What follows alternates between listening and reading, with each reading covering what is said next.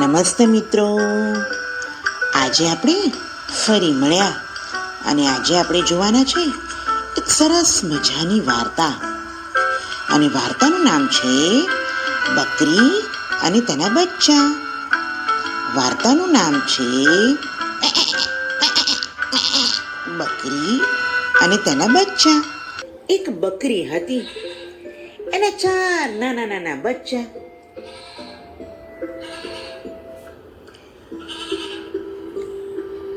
ચોમાસાની ઋતુ શરૂ થાય છે અને બકરીને તેના બચ્ચાની ફિકર થવા માંડે છે. બકરીને થાય છે કે મારા બચ્ચાને હું ક્યાં રાખીશ. માટે તેણે એક વિચાર કર્યો. તેણે તો એક ઘર બનાવવાનું વિચાર્યું. હવે ઘર બનાવવા માટે સામગ્રીની જરૂર પડી. માટે બકરી તો તેના બચ્ચાને કહે છે, જુઓ બચ્ચા, હું આપણું ઘર બનાવવા માટે સામગ્રી લેવા જાઉં છું, તમે અહીં ઊભા રહો. બકરી તો એક સલામત સ્થળ પર પોતાના બચ્ચાઓને ઊભા રાખે છે અને ઘર માટે સામાન લેવા નીકળે છે. રસ્તામાં ચાલતા ચાલતા દૂરથી એને એક બળદગાડાવાળો દેખાય છે.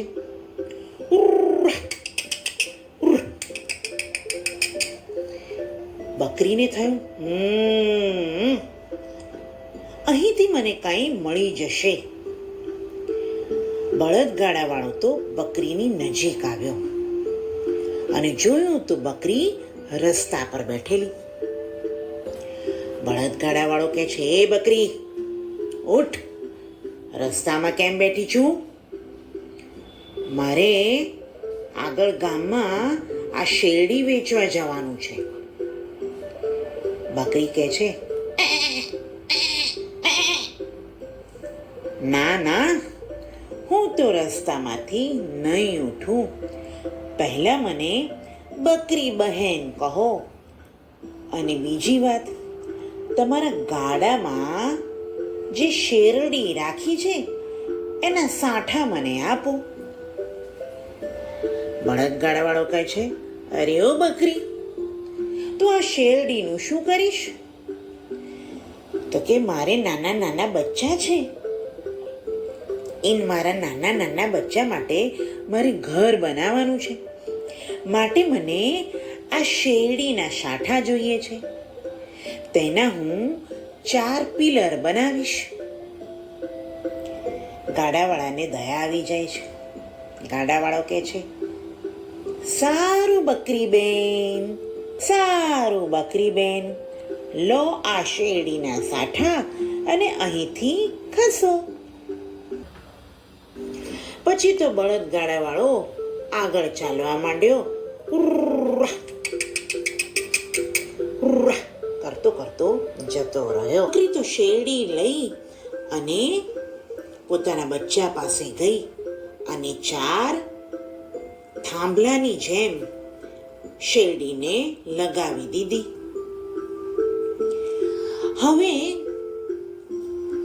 હવે ઘરની દિવાલ બનાવવાનો સમય આવ્યો. બકરીને થયું, આ દિવાલ માટે મારે બીજી સામગ્રી જોઈશે. બકરી તો ફરી ચાલતી ચાલતી કરતી કરતી રસ્તા ઉપર જઈને બેસી ગઈ. ત્યાંથી એક બળદગાડાવાળો પસાર થતો હતો.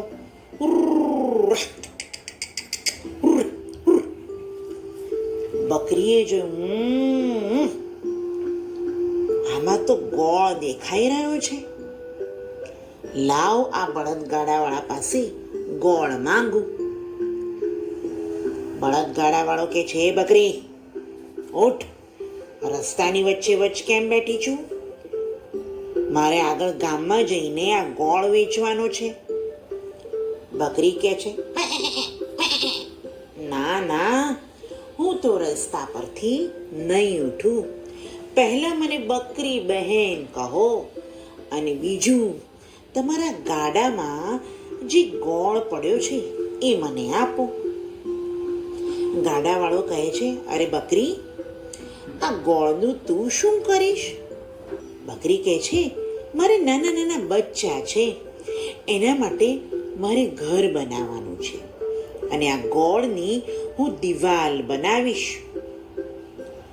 ગાડાવાળો કહે છે, સારું સારું, લે આ ગોળ. અને બકરી બેન, આ ગોળ લઈને રસ્તો છોડો તો હું આગળ જાઉં. બકરી બેન તો ગોળ લઈને જતા રહે છે. બકરી બેન તો ગોળ લઈને જતા રહે છે અને એ ગોળથી દિવાલ બનાવે છે. હવે આવી છત બનાવવાની વારી. હવે શું કરવાનું? બકરી તો વળી પાછી રસ્તા પર જઈને બેસી ગઈ. એટલામાં દૂરથી એક ગાડાવાળો આવે છે.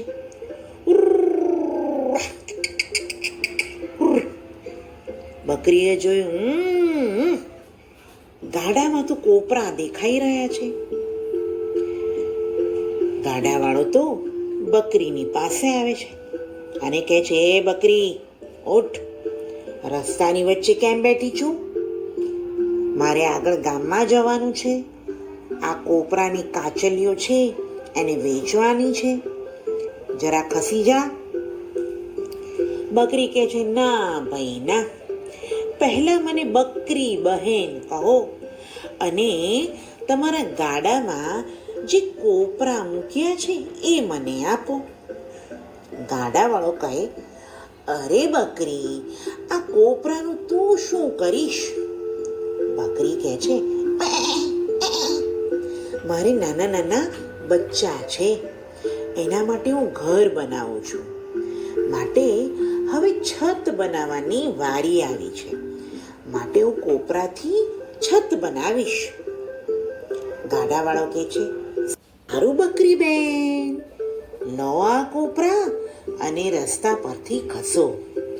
બકરી તો રસ્તો છોડીને જતી રહે છે અને કોપરાથી ઘરની છત બનાવે છે. હવે ઘર તૈયાર થઈ ગયું છે. બકરીએ પોતાના બચ્ચાઓને કીધું, જો બચ્ચા, ઘર તો તૈયાર થઈ ગયું. હવે હું તમારા માટે જમવાનું લેવા જાઉં છું, તમારા માટે ખાવાનું લેવા જાઉં છું. પણ જો, ઘરની અંદરથી દરવાજો બંધ કરી દો અને જે હું ગાઉં છું તે ધ્યાનથી સાંભળો.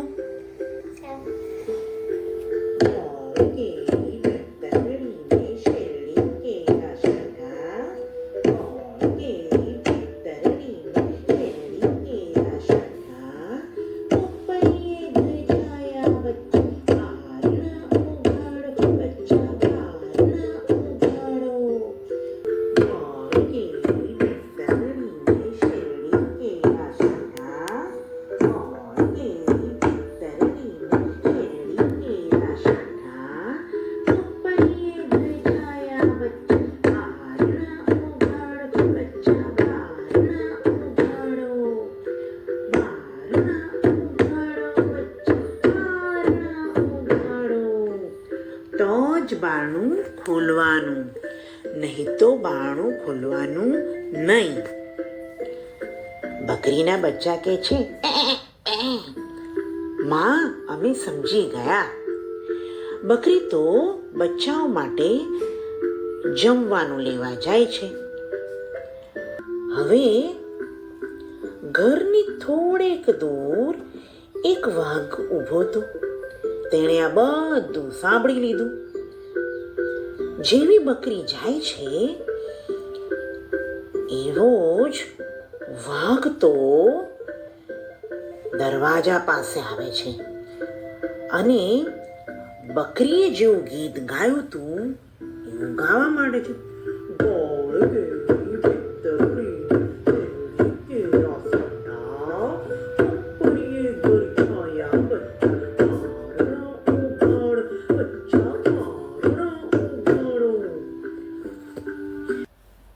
માવી માવી. બધા બચ્ચામાં એક બચ્ચું ખૂબ હોશિયાર. તેણે કહ્યું, ઊભા રહો. બચ્ચાએ કીધું, આ આપણી માનો અવાજ નથી. અને એ હોશિયાર બચ્ચાને યાદ આવે છે કે માએ ઘરની પાછળ બી એક દરવાજો બનાવ્યો છે. એ તો ધીરે રહીને બહાર નીકળી અને જુએ છે તો દરવાજા ઉપર તો વાઘ ઊભો હતો. બચ્ચું તો ઘરની અંદર જાય છે અને કહે છે, જરાય અવાજ ના કરતા, બહાર તો વાઘ ઊભો છે. થોડી વાર રાહ જોયા પછી વાઘને થાય છે કે કદાચ ઘરમાં કોઈ નહીં હોય અને એ તો ત્યાંથી ચાલ્યો જાય છે. એટલામાં બકરી પાછી આવે છે અને ગીત ગાય છે.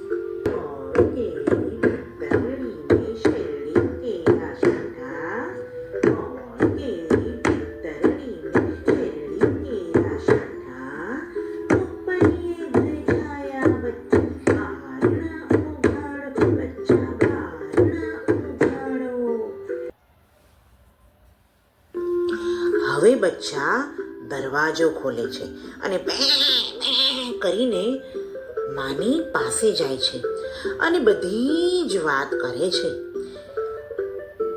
આ સાંભળીને બકરીએ તેના બચ્ચાઓને કહ્યું, વાહ, હવે તમે હોશિયાર થઈ ગયા છો. જોયું, આજે તમે જે મેં શીખવાડી હતી, જે મેં સલાહ આપી હતી, તેના પર તમે અમલ કર્યો. એવી જ રીતે બાળકો, આપણે પણ આપણા વડીલોનું કહ્યું માનવું જોઈએ અને સમજદારીથી કામ કરવું જોઈએ. બકરીના બચ્ચાઓએ સમજદારીપૂર્વક કામ કર્યું અને વાઘથી બચી ગયા.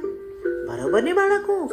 હવે આપણે નવી વાર્તા સાથે ફરી મળીશું. આવજો.